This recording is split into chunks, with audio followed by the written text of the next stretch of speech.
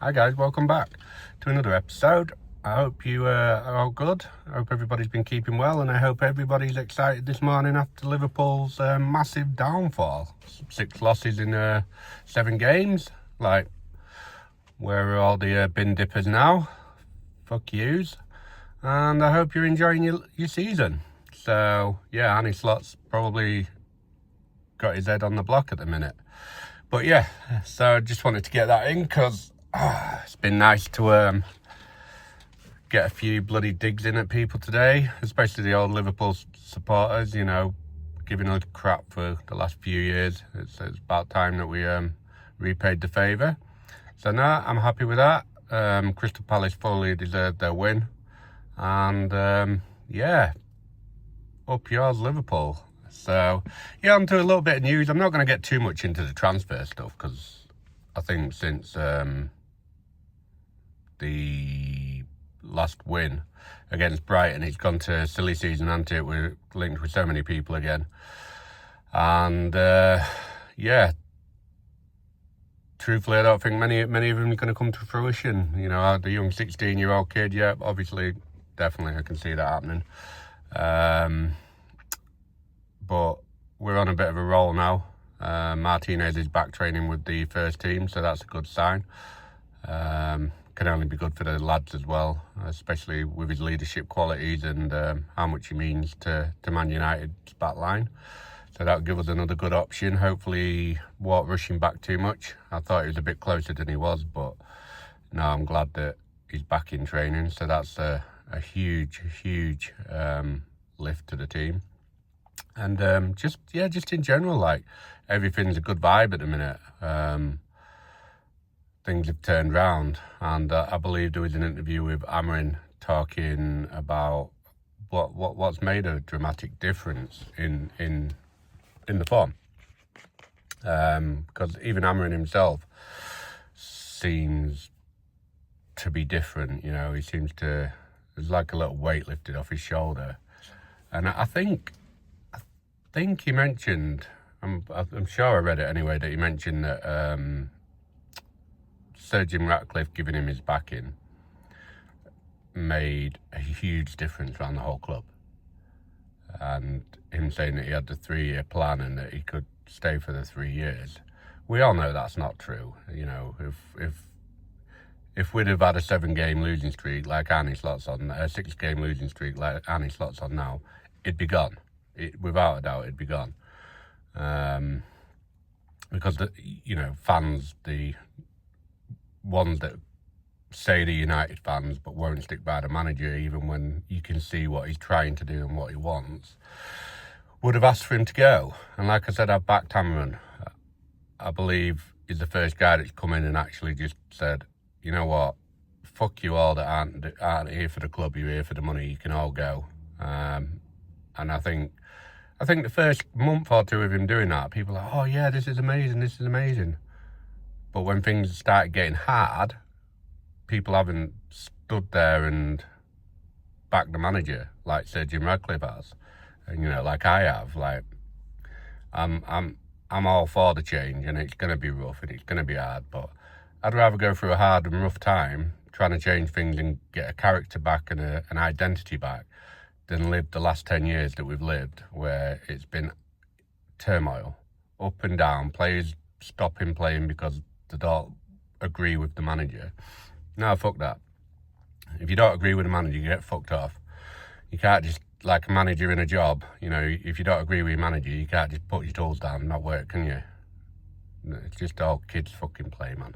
Does my actual head in. But, yeah, so he's come out and said that he believed that was the turning point. And I think it could have been, like, you know, the club then was behind him, the players were behind him. And, you know, maybe the players looked at themselves in the mirror that night and thought, you know what, like, Jim's come out and said that, he's backed Amorim. Yeah, maybe it is down to us and it's not his formation. Because it's in the formation. They play the formation. Teams in the Premier League play the formation. But I do think the 2 number 10s have made a huge difference in the last few games. because Bruno's not having to push as far forward because they're doing a lot of the dirty work, like just pressing high and, all the stuff that Bruno had to do to cover the likes of Rashford or Sancho or Anthony to try fill in that void. I think that's one of the differences. Obviously, Casemiro's back on form. The kid's, well, he's not so much a kid, but he's absolutely a baller at the minute. He's just reading the game so well and doing what we bought him for, all them years ago. Like, now, what's it been, 3-4 seasons? He's actually putting the effort in to get the ball back and just reading the game well. He looks in peak physical condition, and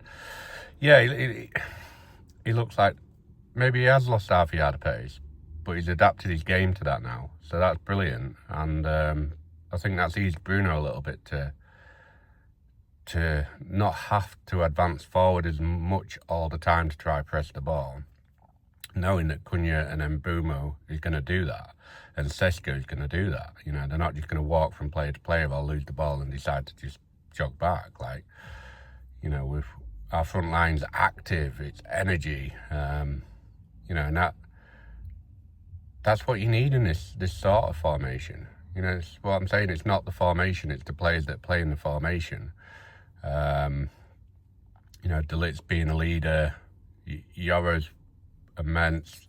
Luke Shaw's come on leaps and bounds, and he's playing like Luke Shaw that we know of. And the play that I missed the other day on the last one was heaven, wasn't it? Of course. Again, it looks brilliant. Like we're getting a good, solid core of players that believe in what we're doing. So that can only get better going forward, and it's what we need as a Manchester United team and as a fan base. And just back the fucking manager. Like, the kid, his philosophy and how things should be and the way that he's honest. What's wrong with that? Like, I believe that that's how a club should run, and that's how a club should be, and it should be like that. So we just need to get behind him and, give him our support, and win or lose, like, there's gonna be a transition period. And we say this, like, we've said this for a few years, like, every manager, there's gonna be a transition period, but everybody wants the results now. And the results are coming, don't get me wrong. But there's going to be some turmoil. You can't just walk in, fuck shit up and walk out and expect everything to be back to hunky-dory. Every time that happens and a manager gets sacked, the players are like, all right, we'll start playing football again. And then all of a sudden, they don't agree with the manager or something's not right. You think 2 years ago, if Agati wasn't getting played or Mainu wasn't getting played, Rashford, bloody Martial, they're all down tools, man. Like, the manager has got an idea. These players have got to get up to that idea and up to that scratch. And if you haven't got it, your football IQ is very low, because my 13-year-old son can read these games and read what Amorim's doing and see what positions he wants these players to take and be in. So, I think that was the turning point, and he said that. And I don't think it was just necessarily that turning point, but I think that was the point where everybody in the club realised that this is real. This is the man that Ineos want to take Manchester United forward. They've come out and publicly backed him, which no Glazer or Man United have ever done. And Sir Jim's just come out and done that a couple of weeks ago. Amorim feels settled, the club feels settled, the boys feel settled. Like, we're playing football now, Yeah, we're going to get tired. It's a high-pressing game.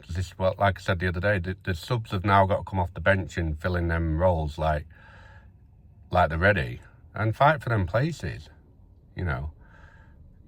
I seen some comments the other week about, if you're not getting played, then, why would you come on and perform? Like, you're getting paid all that money every week, dude, to go out there and play fucking football. Like, you should be prime ready or not. Yeah, everybody wants to play. Everybody wants to start. So show that you're worthy of it. Show that the manager's game plan, that you've been listening to the manager's game plan and that you're going to go out there and implement it. And just do your job as a player, you know. Like I said, as soon as we took Casemiro off in the last game, it was difficult because Agati and Man Utd did not get into the game like they're supposed to. That shouldn't be happening. You know, that shouldn't be happening. But they haven't got minutes in the legs because they've not proved that they're worth it yet, that they've not proved that they're up to scratch yet. And what do you want Amorim to do? Then start them and lose more games worse? Like, I think the way that he's gone about it and done the changes and stuck with his formation and stuck with the players that he wanted, you know, it's now showed in the last few games. Sunderland just bloody turned Chelsea over. Liverpool on a losing streak. Man City lost. Like, all these teams around us now that we were like, oh, we're out the title race. Oh, we're miles away from it. Yeah, like, we're probably not up to the title, but we're playing football. Like, it's starting to click. I love what he's doing. I love what he's good for the club. And I think we need that. And the club's missed that structure. With soon as Fergie left, it was like the club lost its way, and we tried to use money rather than consistency and guidance to run the club, and it's backfired terribly. You know, we've had to get a business called Ineos to come in, sack thousands of people, make budget cuts and stuff here, there and everywhere that, again, are costing jobs. And just, we've had to run it like a business because they've been trying to run it like a fucking shit show. And now we need to start balancing the books, you know. But also with that has come some consistency, hasn't it? Because we're now in a better place at this moment in time. And I'm hoping that the players and everybody who sat there went home that night that Jim Ratcliffe backed him and thought, right, that's the first time this has happened in 10 years. Like, he'll literally send us, look, Sancho going to Villa. Like, we're still paying some of his wages, but he'll literally not be arsed with you. He'll send you off. He's not bothered. If you're not up to scratch, you're not playing for the team, you're not playing for the badge, you're gone. That's what we want, innit? That's what we've asked for. That's what every United fan's asked for. So I'm hammering in. I have been since the day he's been here. Don't get me wrong, I've questioned some of his substitutes at times, but I'm not the manager. And we're here as a community, as people, to question stuff. But also, we've been through so much in the last 10 years that it's time to put what we think should happen as a fan base behind and let somebody implement his vision. And that's not just going to happen in 5 minutes. We're not in that position. We're one of the biggest clubs in the world with a tight budget, with a tight finance side because of how we've been run. So, no, I just wanted to have a rant really about that because I love Amorim. I love everything he stands for and everything he's brought to this club so far. I love the signing philosophy, the way that he wants to play football.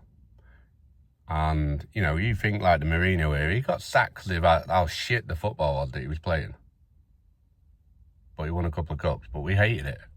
Solskjaer got sacked because the players down tools. Rangnick then got sacked because of words that he said about the team being shit and needing an overall. Like, a football club can't be run like this, so I'm and kudos to Amorim being there. And I believe he's the right man for the right job. And he's a great fit for Man United. And I think we're going to have hard times, we're going to have ups and downs, but give it 2 more seasons. I guarantee you, with Amorim, I guarantee you we will be fighting for the title. We will be in the Champions League. We will have a team of individuals like Crystal Palace that are working as a team, fighting for it week in, week out, you know. And I'm just going to say this because I think it's a great example. Arne Slot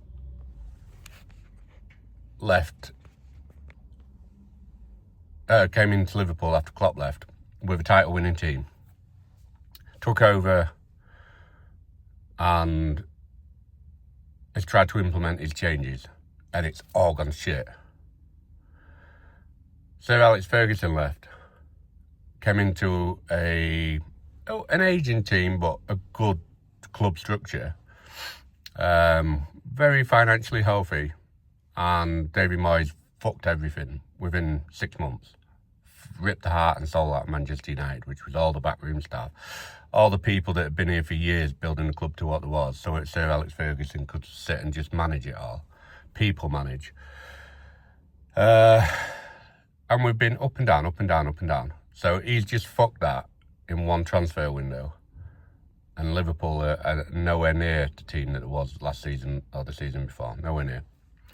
And that's like literally in a couple of months. Boom, ruined it. And then Amorim's coming in and he's having mixed results, up and down, was forced to play for the Champions League place and winning the Europa in one of the worst finals ever. And then now we're in a position where results aren't going, but stats were good. And then there was people saying, Amorim's out, I'm fucking sick of it. Like, it's going to take the time. And that time's not going to be 5 minutes. Arne Slot's just proved you can ruin a football club in no time, in months. But we are living proof as Man United that it takes time to rebuild. Man City are in a rebuild. You know, Arsenal have been in a rebuild situation for God knows how long.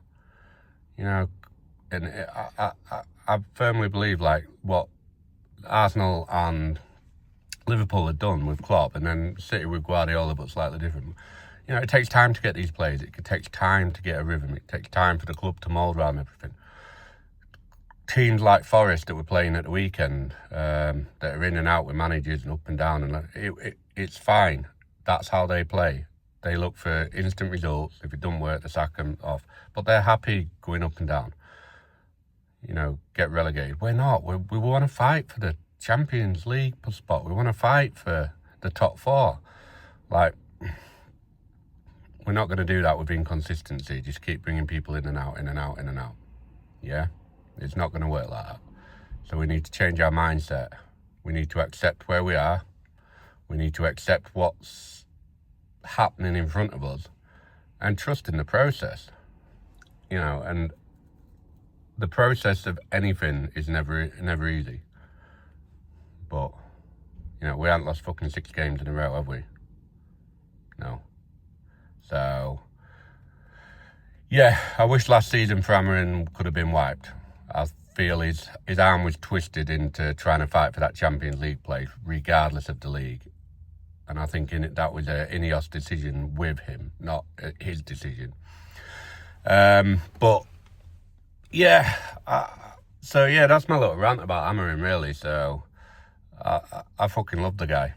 I think he's the man, and this, you know, regardless of whether this come back to bite my ass or not, I think everything that he stands for, his values, his morals, the way the club should be run, the way the players should train. You know, if you're not here, fuck off. I'm all for that, mate. We need to stop pussyfooting around fucking players that believe that they're more than they are. You know, Jordan Sancho on, 300 grand a week? That cunt has not been worth 300 grand a week since the day he was born. You may as well fucking just pay him off and piss money up the wall, ain't you? He's shite. Yeah.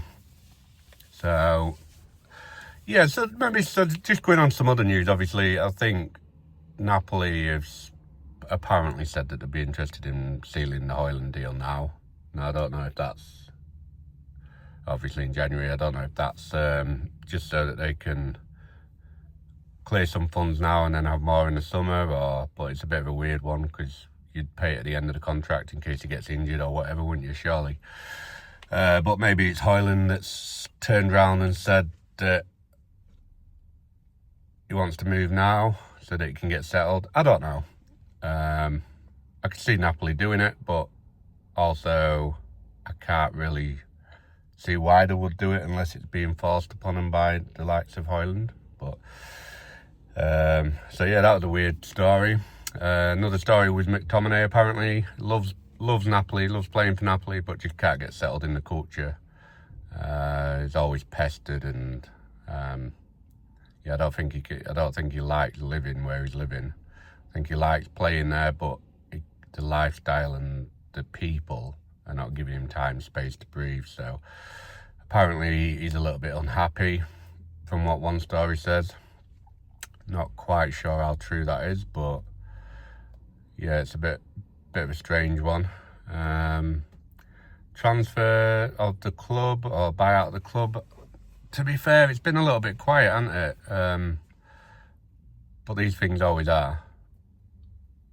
These things always are until we get an official bid. Usually these things are very quiet. So, but I'm still hopeful. I can't see why it would come to fruition that there was talk of a consortium and then it's not worked. So, but all that shit will take time, and I think give it another 3-4 months. After Christmas, maybe we'll start hearing a little bit more of something coming forward from that. Yeah, obviously, I've not really heard too much more about the new stadium as such, but yeah, things are looking promising as a United supporter, and as things are looking promising as a United supporter, the bin dippers are in shit. So I'm pleased, I'm happy, good to be a United supporter. But hey, get behind your manager, support the team, egg the boys on, fuck all the politics, let's enjoy the football while we can. So yeah, I'll leave it there, boys. Love you all. Take care.